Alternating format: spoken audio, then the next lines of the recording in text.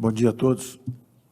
Anunciada a pandemia oficialmente no início de março, o presidente me pediu que acompanhasse o Ministério da Saúde para fazer essa comunicação junto com o presidente da Câmara, o presidente do Senado, numa sessão do Congresso, uma sessão extraordinária do Congresso.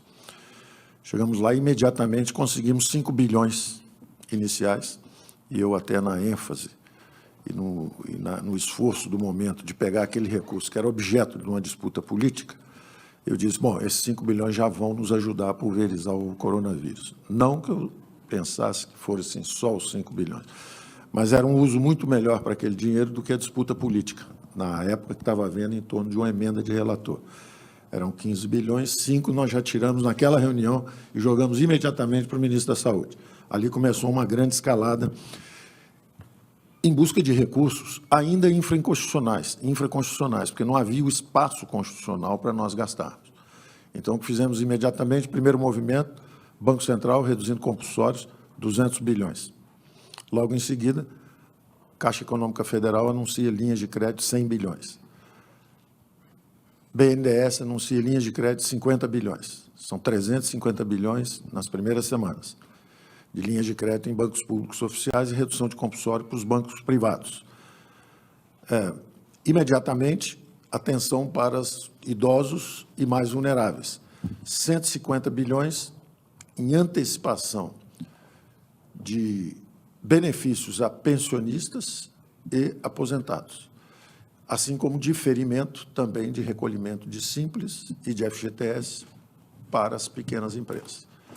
Então, imediatamente atacamos com o espaço, ainda no espaço infraconstitucional, como ajudar pequenas e médias empresas, diferindo impostos e antecipando recursos para os idosos e os mais vulneráveis. O Supremo e a Câmara, e o Congresso e o Senado, abriram, então, o espaço constitucional para os gastos. Imediatamente, o presidente lançou o Nenhum Brasileiro Fica para Trás, o auxílio emergencial. 150 bilhões exatamente para os mais frágeis brasileiros, os desassistidos, os invisíveis, os mais vulneráveis que precisariam de recursos. Se fosse para ficar em casa, como é que eles iam comer? Como é que eles iam se sustentar durante 1, 2, 3 meses? O presidente, então, lançou o auxílio emergencial, foram 150 bilhões, e seguidos logo depois de uma outra transferência também importantíssima que preservou 10 milhões de empregos nos mercados oficiais. Ao mesmo tempo que em 38 milhões de brasileiros foram lançados ao descoberto, completamente abandonados, e o presidente, então, nos ajudou a formular esse programa de auxílio emergencial, havia também, no mercado formal, a importância de preservarmos empregos.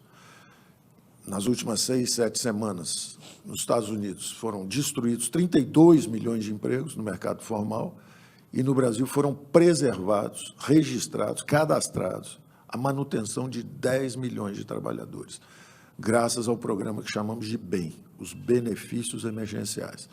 A empresa negocia, renegocia o salário e o governo entra bancando a diferença, pagando uma parte da diferença, de forma que a empresa, em vez de demitir, ela reduz um pouco o salário e o governo suplementa. Chamamos até de um programa de suplementação de salários. Foi muito bem sucedido esse programa e com esses 150 bilhões, por um lado, para o auxílio emergencial e mais 50 bilhões por outro para manutenção de emprego, já chegamos, então, a 700 bilhões de reais, lançando uma camada de proteção para salvar vidas e preservar empregos. Até esse momento, nós já éramos, do ponto de vista de esforço fiscal, o país emergente com o maior número de gastos, o maior volume de gastos para combate ao coronavírus. Nós gastamos 2 vezes a média dos países emergentes e nós gastamos 10% acima da média dos países avançados. Enquanto estavam dizendo aqui que o Brasil não fazia nada contra a crise. Nós estamos gastando o dobro dos emergentes, 10% acima da média dos avançados, e sendo criticados porque não estávamos fazendo nada. Bom, imediatamente após, já tínhamos, então, totalizado 700 bilhões de gastos. Imediatamente após, fizemos a articulação com estados e municípios. Já tínhamos mandado, antes desse acordo agora, recentemente celebrado com estados e municípios, 50 bilhões para estados e municípios. O presidente sempre disse que o dinheiro tem que ir para a ponta, para onde o povo está.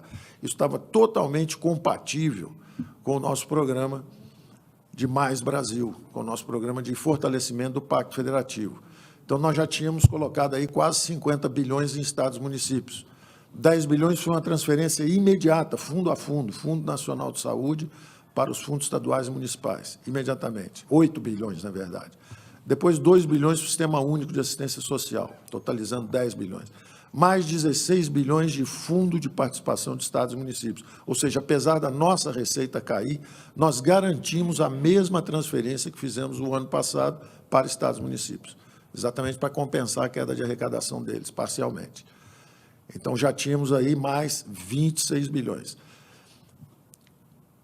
Mais 20 bilhões de securitização, que era um pedido dos governadores. Tínhamos incluído também, antes, 1.200.000 famílias no Bolsa Família, exatamente porque entre essa dúvida de fraude ou não, existe sempre um processo criterioso para conceder, existe uma fila de 1.200.000 brasileiros desassistidos, e nós imediatamente preferimos errar pelo excesso. Bota todo mundo para dentro, depois a gente vê se tem fraude, em vez de ir apurando se tinha fraude para conceder o Bolsa Família. 1.200.000 famílias incluídas em 24 horas no programa.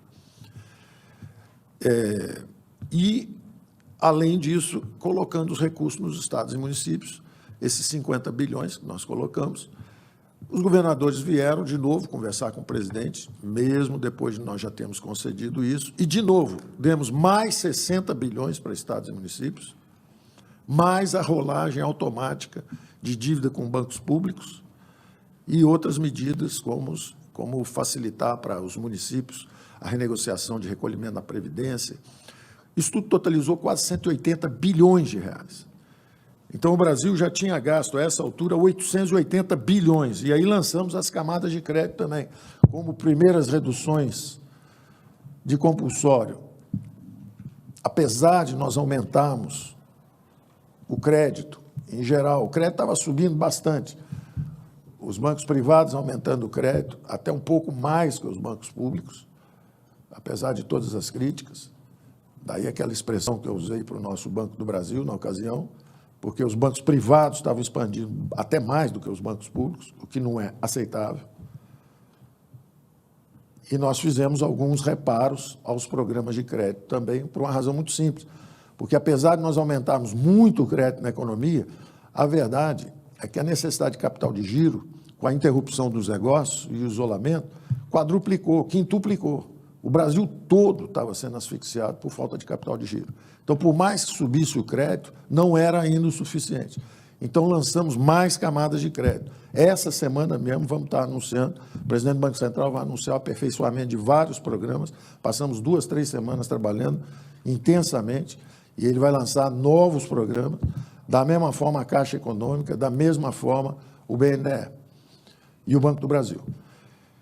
Então, vem aí mais 36 bilhões, já existiam 36 bilhões do folha de pagamentos, não estavam funcionando, os canais estavam entupidos, nós estamos desentupindo, o presidente do Banco Central vai anunciar isso essa semana, como é que nós vamos desentupir isso, mais 15,9 bilhões de FGO, que nós dizemos, na verdade, pela primeira vez, 3.200.000 contribuintes, pequenas empresas, ou pequenas pessoas jurídicas, que sempre pagaram o Simples, sempre recolheram impostos, sempre foram chamados para a Receita para contribuir, dessa vez estão sendo chamados pela Receita para receberem até 30% do faturamento médio mensal dos últimos 12 meses. Vão tomar um susto, ser chamado pela Receita, falando assim, olha, eu tenho dinheiro para você aqui, para o seu capital de giro, para você aguentar essa crise, enquanto está todo mundo trancado em casa. Então, 3.200.000 microempresários vão ser chamados, são 15,9 bilhões para eles, também está saindo agora essa semana, mais 20 bilhões do FGI, que alavancados pelo sistema bancário, pode chegar a 100 bilhões, também para o pequeno e médio. Tudo isso em reação ao pedido da sociedade que o dinheiro não estava chegando na ponta. Se não está chegando na ponta, nós vamos empurrar mais até chegar. Então, quando você soma isso tudo, dá quase 1 trilhão, são 900 bilhões de recursos que estão aí. Naturalmente, isso pressiona os orçamentos esse ano, mas nós sabemos que o ano que vem tudo volta ao normal. Daí a importância do veto presidencial para que esse auxílio à saúde não se transforme em aumento de salários, que seriam despesas permanentes, quando, na verdade, nós temos que enfrentar agora essa crise da saúde. Então, está tudo... Isso é a síntese do nosso esforço até agora. Isso tem um documento aí de umas 40 páginas, depois vai ser distribuído para todos os senhores, também para a imprensa. Agora, o mais importante são os próximos passos, e o presidente também já determinou quais serão esses próximos passos. O presidente já lançou e comunicou isso, que por 2 meses nós vamos estender o auxílio emergencial. Nós estamos num nível de emergência total, a 600. Nós vamos começar agora uma aterrissagem com uma unificação de vários programas sociais e o lançamento de um Renda Brasil, que o presidente vai lançar, porque aprendemos também, durante toda essa crise, que havia 38 milhões de brasileiros invisíveis e que também merecem ser incluídos no mercado de trabalho. Vamos lançar um programa verde e amarelo, que o presidente, durante a campanha, já tinha dito: há regimes onde tem muitos direitos e pouquíssimos empregos. E há 40 milhões de brasileiros andando pelas ruas sem carteira assinada. Só que agora nós sabemos quem eles são. Nós digitalizamos e temos o endereço de cada um. E nós vamos formalizar esse pessoal todo, porque eles são brasileiros como todo mundo e eles eram invisíveis. Então, nós vamos estar lançando isso daqui a pouco. Então, o primeiro passo, vamos lançar essa camada de proteção com a extensão do auxílio emergencial por 2 meses. Enquanto isso, organiza-se a volta, o retorno seguro ao trabalho, dentro dos bons protocolos. Esse é um outro trabalho que a economia, durante esse período, fez também, quer dizer, junto com o Ministério da Saúde, pegando os protocolos no mundo inteiro. E há exemplos, inclusive no Brasil, de indústria de construção civil que manteve 93% da capacidade operando, 55 mil trabalhadores e menos de 20 mortes por coronavírus. Exatamente porque estavam medindo temperatura, testando, tratando e monitorando com bons protocolos. Então, vem a nova fase aí, uns 60 dias, a gente espera que esses 60 dias, pelo menos, de auxílio emergencial que o presidente está estendendo, que nesses 60 dias haja essa organização de retorno seguro ao trabalho e depois entramos, então, numa fase, finalmente, de decolarmos novamente, atravessando as 2 ondas. Esse é o desafio à frente. Obrigado.